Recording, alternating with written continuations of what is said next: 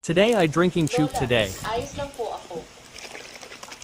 Yauzo Reyes, ikaw, hindi ka nagbabayad ng utang at naglakas loob ka pang maghanap ng tulong. Hindi pa tayo takos. Kuya tao, hindi ko po sila kilala. Paolo Santos, ikaw yun. Walang pera, walang bahay na mahirap. Nagdala ka ng mga basagulero dito. Diba? Bilisan mo at makipag. Lubos sa anak ko. Sino ang sinasabi mong mahirap? Bakit may matandang basura pa rito?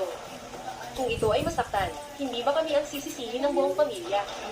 Ikaw ang matandang basura.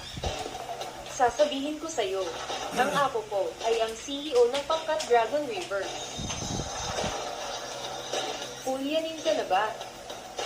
Ang apo mo, kahit 500,000 piso, hindi kayang ilabas. Paano siya magiging CEO ng Pangkat Dragon River? Wala akong pakialam kung anong CEO ka. Si Yauzo Reyes ay may utang sa akin na 500,000 piso. Ngayon, magbayad ka ng utang o siya, sasama sa akin. Huwag mong sabihin 500,000 piso, kahit 50 na bilyong piso. Sa mata ng apo ko, ay isa lamang serye ng mga numero.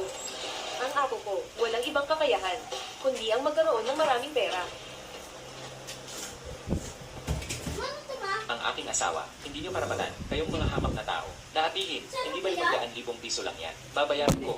Halika, halika. Kung may lakas ka ng loob, 500,000 piso, bayaran mo ngayon. Kung kulang ng 1 sentimo, bumuhat ka ng maayos. At paputulan ko ang isang daliri mo.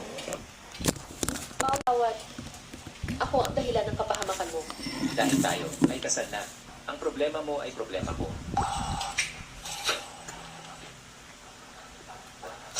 Sapat na ba ang perang ito?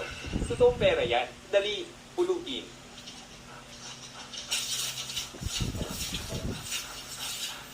Binuli mo lang ang asawa ko. Ano ang dapat kong gawin? Hindi ko na kailangang ituro sa'yo, di ba?